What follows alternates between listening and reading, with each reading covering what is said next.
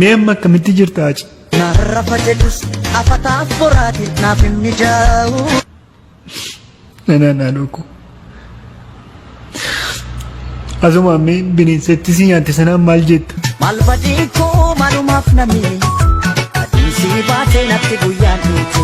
Naannoo jeeku natti guyyaan adiibu. Ati silaa tokkummaa Oromootiif. Caraanee warqanee qoonqoo na buutee. Dhuguma qoonqoo si buute baay'ee yaadde Oromoon akka tokko ta'uuf baay'ee dhamaati.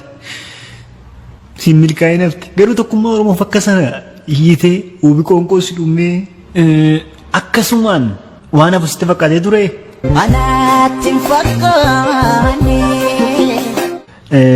Akkam beekuttis akka Oromoon mara beekuttis ati waan kaateef galmaan hin geenye tokkummaan Oromoo hin jiru amma gandaa wal qoonneerraa amantii wal qoonneerraa godinaa wal qoonneerraa utuu siin milkaa'in maaliif kichuutti nu jalaa deemte maaloo achi?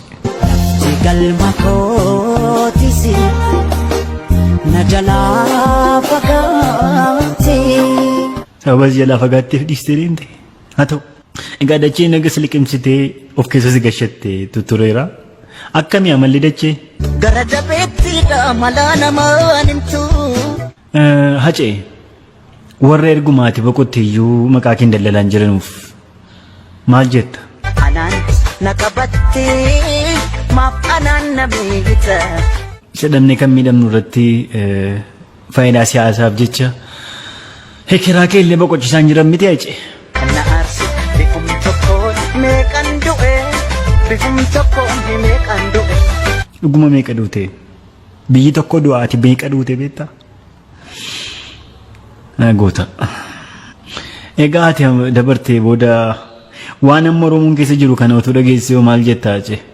Ooyee mankaraaree imimmaanii lakkuroobse.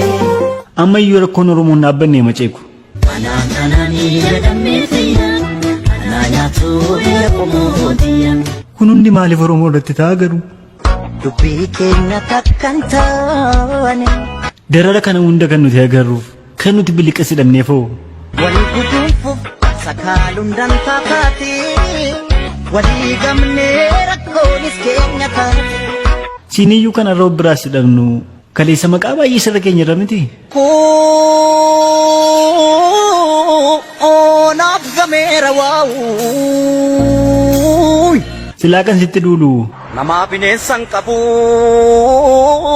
Atoo kaayyoo fi ga'umsa kee dhiistee dagattee taa'acee. Dhiifneen dagannee. Maaliif ija sitti diimeffatu garuu? Akan qaba. Dhugaadha. Aceeku Oromiyaa hedduudhuma tokko jaallatta miti? Dammuma birraa natti taate. Mee Oromiyaadhaan maal jettee turte? Siif jiraadhee du'uun koo egaa waan hin oolle. Aceegaa ati tokkummaa Oromoofis baay'ee namoota qabsaan keessaa tokko turte miti? Otoo naaf milkaa'e. Egaa bar tokko ni milkaata. Tokkummaa dhaabbilee Oromoofis akka ati qabsoofte beekaa?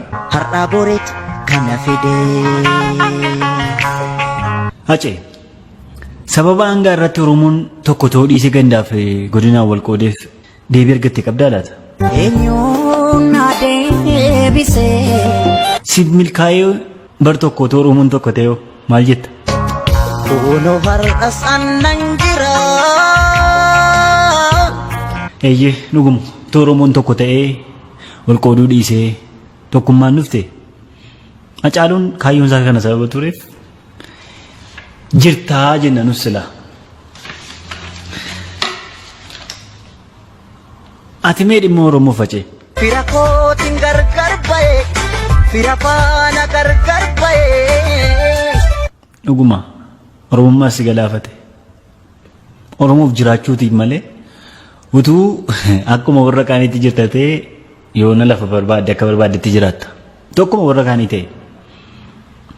Garuu sababati waa'ee Oromoo dhimma Oromoo haasoftuuf yeroo hundumaa Oromoof dhaabbattuuf kun sirra geessee hacee. maal jettame waan biraas silaasee waan nabdu jedheetin fakkaa waan haasoftu. Walii gallee yookaan alaan gallee. Dhuguma yookiin waliin gallee yookaan alaan gallee silaa isa bara kanaa. Maal jireenyaa jedhu. Zoomma gartee wace kan durii caaleem gabaabaa matti. Ormaaf darbaa maal goonee maaf nu darbaa. Ati silaa amma kana hoodan jirtu sin argannu deebine mee rabbitti maal jettee nuuf himtaace.